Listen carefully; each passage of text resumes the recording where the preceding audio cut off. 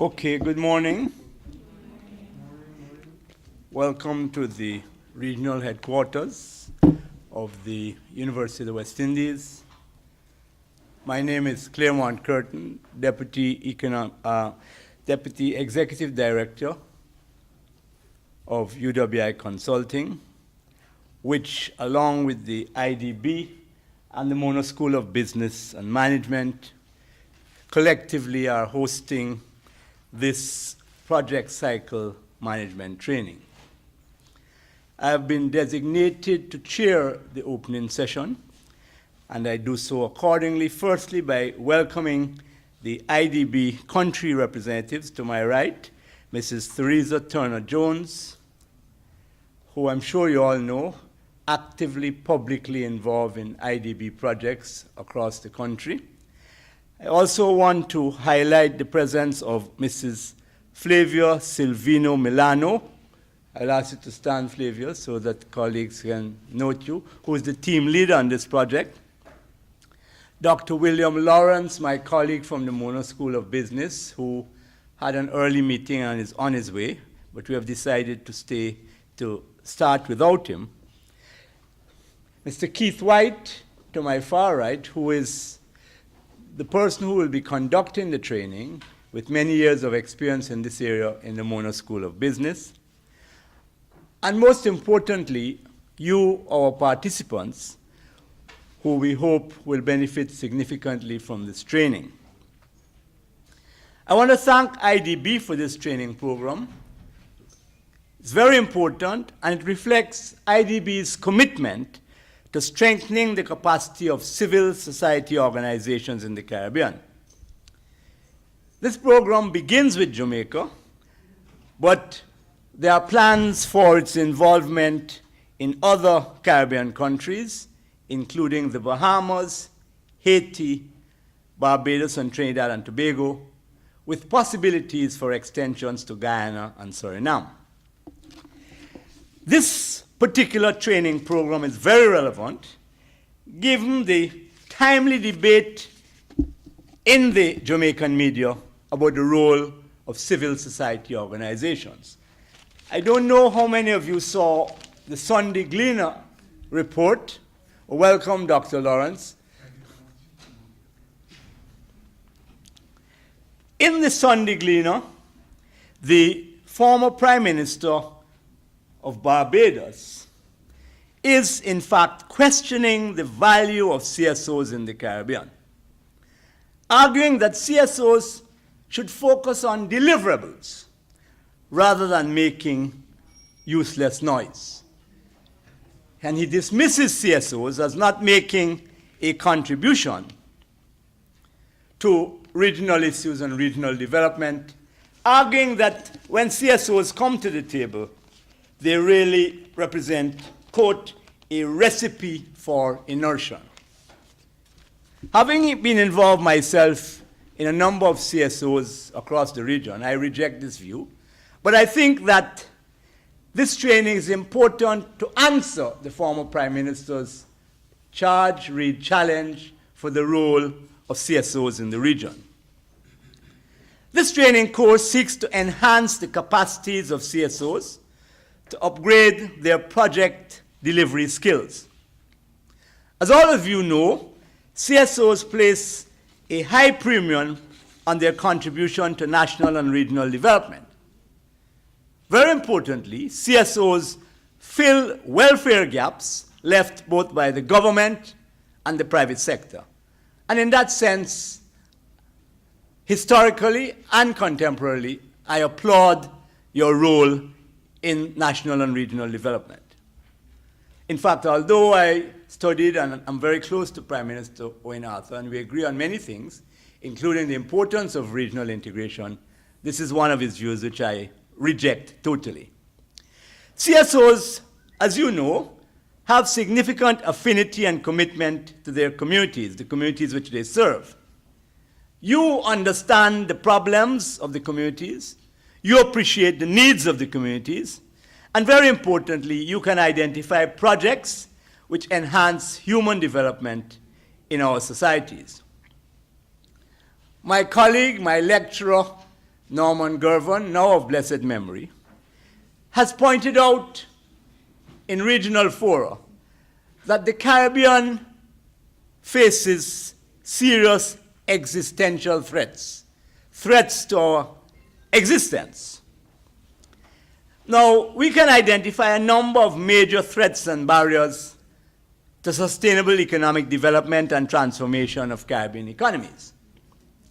I will just list a few. First of all, excessive debt. One doesn't need to check the literature, but certainly many of our Caribbean economies are in the worst heavily indebted countries across the world. Then there's also the risk of environmental catastrophe.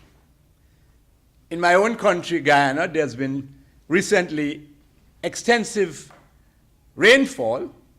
Some, I suppose, would say Jamaica deserves some of it, with flooding in the city, which is, those of you who have been to Guyana, 9 feet below sea level.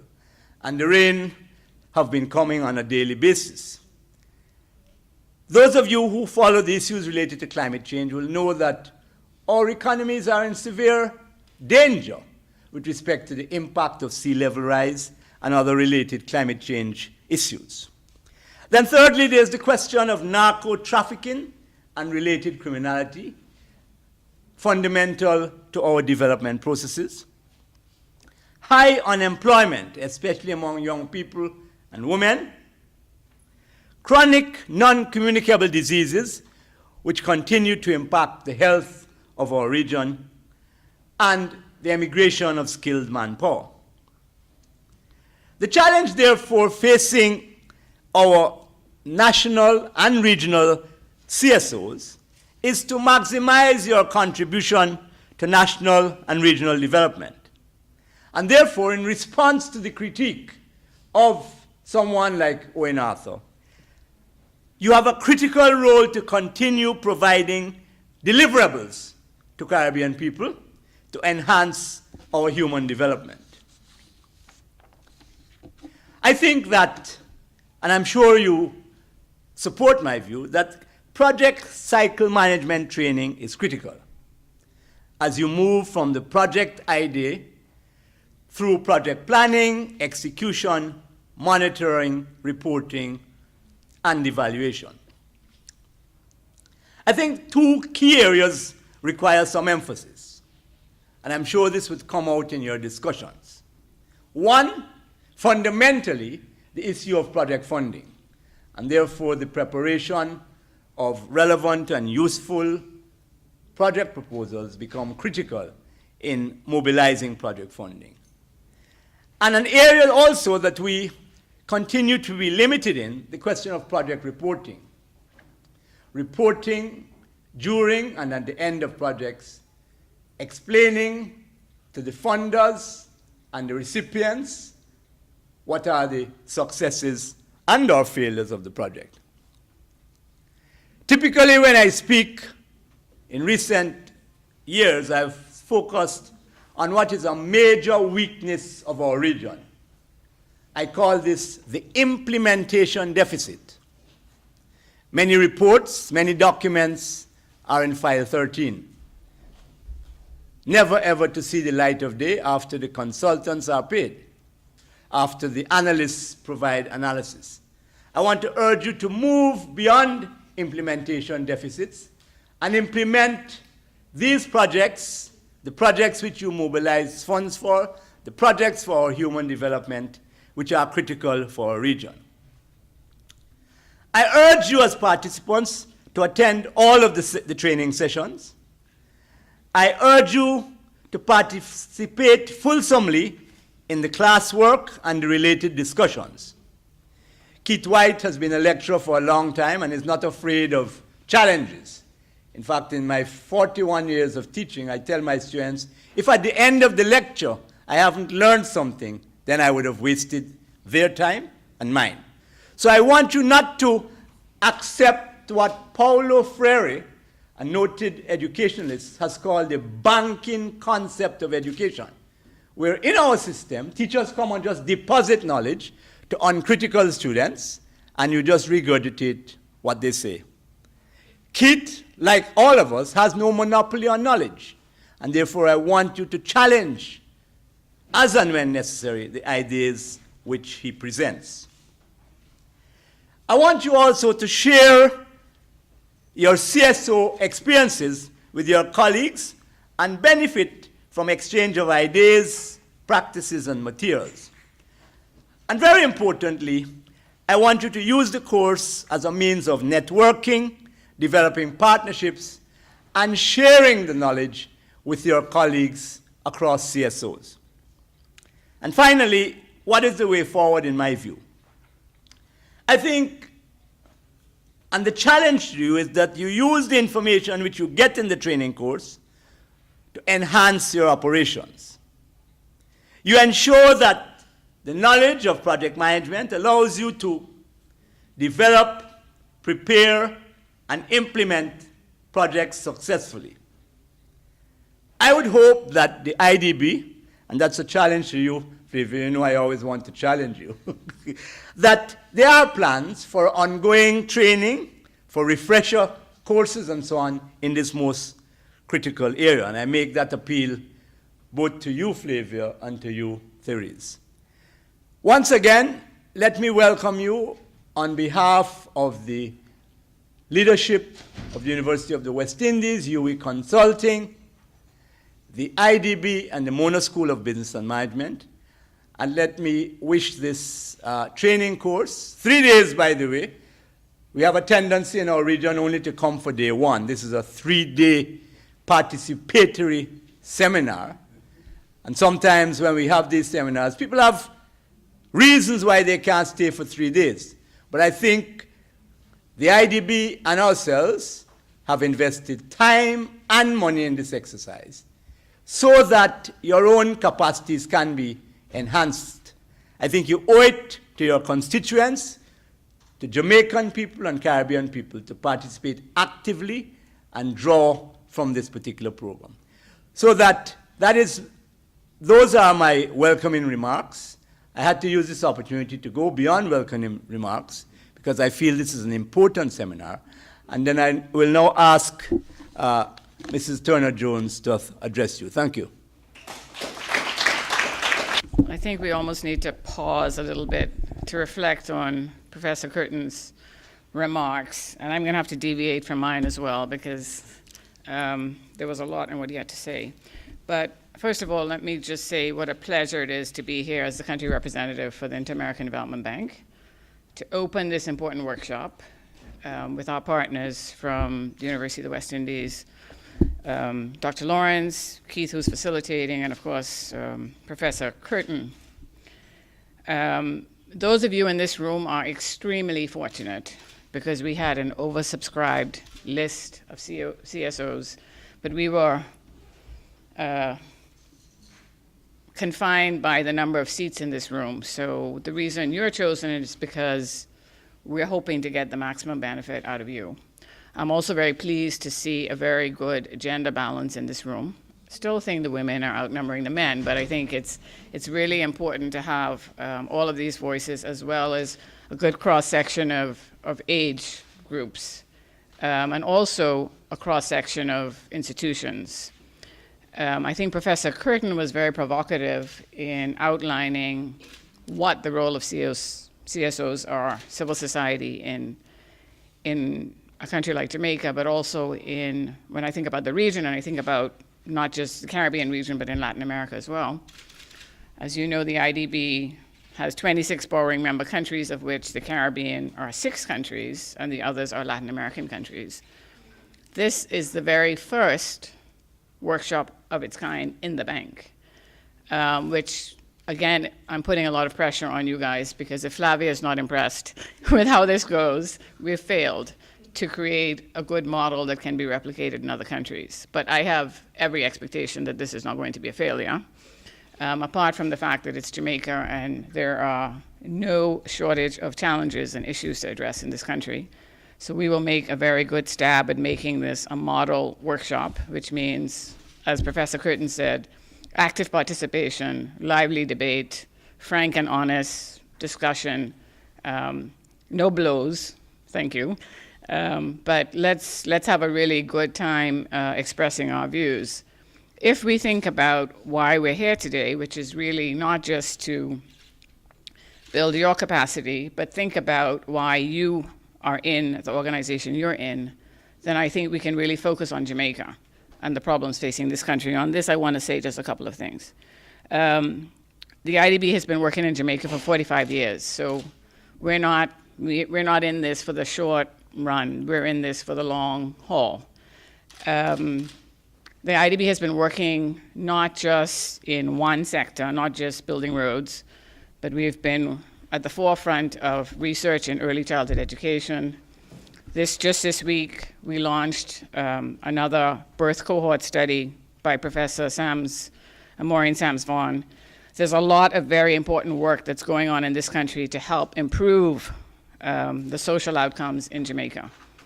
We all know that this country faces tons of problems. Professor Curtin mentioned probably the one that's on everybody's agenda, which is the high debt, the low growth scenario we find ourselves in. Also in the newspapers this weekend is a lot of discussion about whether the 7.5% primary surplus is the appropriate one for Jamaica, because Jamaica is being compared to Greece. The problems are similar.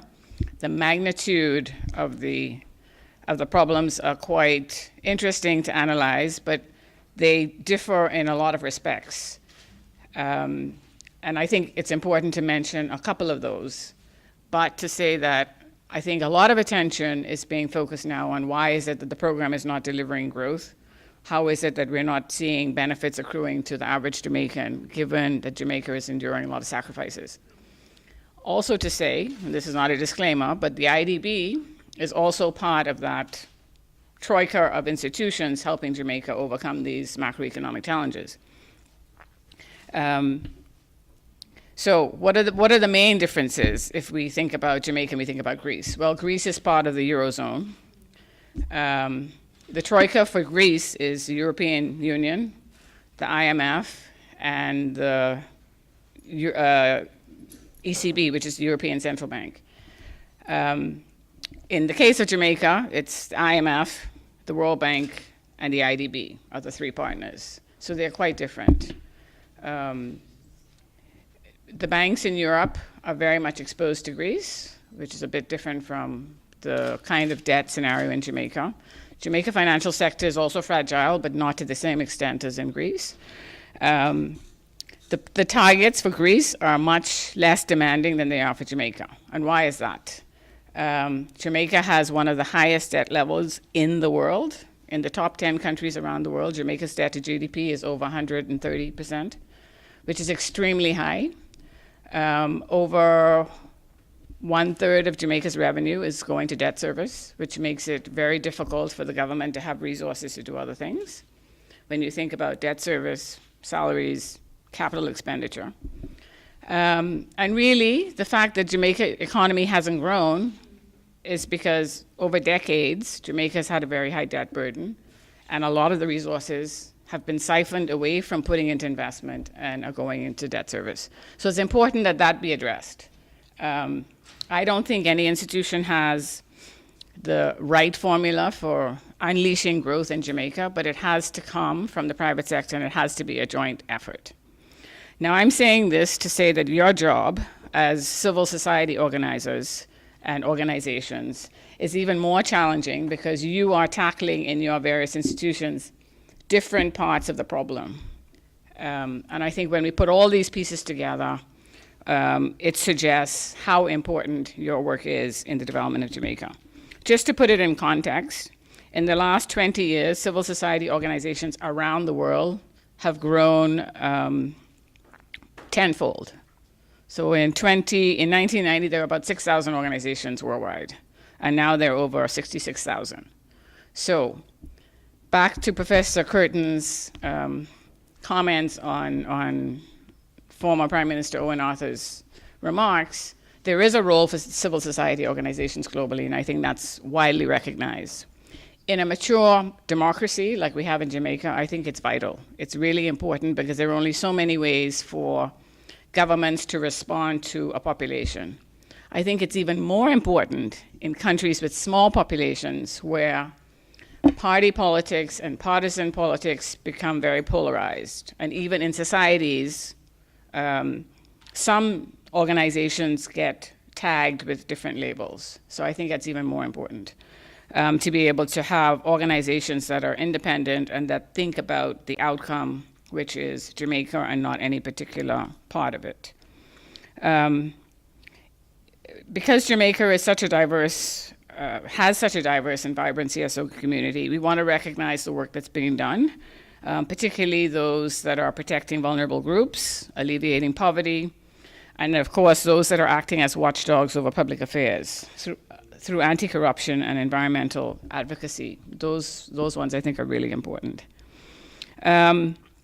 This workshop is to help your organizations perform better, improve the way you do business, but also the way you might manage your resources. We are often confronted with requests to help CSO organizations. And one of the first questions asked is, how are these resources going to be managed, and what is the governance structure that you have to manage those resources? So we are hoping that over the next 3 days, you will learn how to build some good practices into the way you manage your organizations, but also in the way in which your voice can be heard throughout the community in Jamaica. I want to say again how pleased I am that Jamaica has been the locus of the first ever regional training workshop on project cycle management, and I am fully convinced that this will be a really good time that you're going to have, but also that we're going to learn some very good lessons. So thank you very much. Again, shout out to the team, Flavia, Broderick, Dorothea, Sharifa, who works with UE Consultant, who's helped us on this, and Sharifa is one of our prodigies, so we're very happy to have her, and to be working with the Mona School of Business. So thank you very much, and enjoy the 3 days. Some very interesting comments and challenges for you all. I now want to ask Dr. William Lawrence of the Mona School of Business and Management to make a few remarks. Thank you, Professor Curtin. Good morning, everyone. And let me observe all protocols, including colleagues at the head table. Much has been said, so I can be very brief. The fact is that the realities outlined in the prior comments are real. At Mona School of Business and Management, we are proud to be one of the leading providers of project management training in the country. And I just want to quickly share with you the importance of what you are doing and the training program that you're now looking at. The fact is that we have seen at Mona School of Business and Management, across all sectors of the society, an increased interest in project management training. In fact, since we started our involvement in this program some 7 years ago, the growth has been exponential as more and more private and public sector and NGOs come on board to educate their personnel on project management. And we are happy to say that our involvement with this has seen facilitators such as Mr. Keith White, your facilitator, who are top-level professionals who engage in discussion. And as I'm sure you know, projects and programs are geared towards ensuring that what you're doing comes in on time, on quality, and on budget. But you also know that first and foremost and fundamentally, projects are about people. Would you agree with me? It's about people. And a lot of the challenges that we face in the Caribbean, and I must congratulate especially the IDB for the sterling work that has been done over the many years. I can tell you, for those of you who haven't done so yet, there is an absolutely free quarterly bulletin produced by the IDB, one of the very few pieces I've come across that focuses on what's happening. The Caribbean tends to be lumped, as you all know, in the Latin American. And we become diluted when you talk about Brazil and Venezuela and Mexico. But the IDB has been very careful over the years to place special emphasis, separate emphasis on the Caribbean. And the fact is, the many challenges identified can be resolved by people engaging in projects. And what we've found is that it's not just about the planning that you're going to be doing in the program.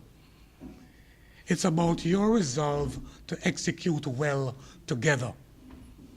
Projects are not just about one person or a group of persons taking it from start to finish. It's about working. Would you also agree with me that with the very best plans that you can produce, you're still going to have challenges getting projects done? The fact is there will be disruptions, there will be conflicts. Your very own team members who you have got along so well with when it comes to executing projects, you'll find that there are issues to be resolved.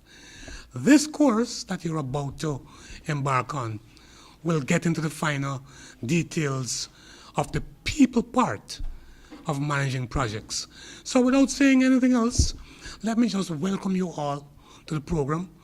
Please make use of the discussions that you will have among yourselves and with the facilitator. Please become engaged and remember my opening comment. Projects are first and foremost about people working together to resolve challenges and to seize opportunities for progress. Thank you very much. Very much, William. I want to break from protocol and use the position of the chair to ask Flavio to say a few words. Flavio is the team leader, so I would ask you to come forward. Well, I was not prepared. This is bad. But the first thing is thank you for all the predecessors that speak today. The IDB is looking for development. And on that, we need civil society robust and well prepared to add value on this scope that we have. So thank you so much for being here today. On the third day, I encourage you to stay on the third day also to get the certificate of this course. We will have next steps, and we will have a short discussion on how we will move forward for next steps. As we all know that training is part. It's not our objective to get this training. Our objective is to get development. Thank you so much.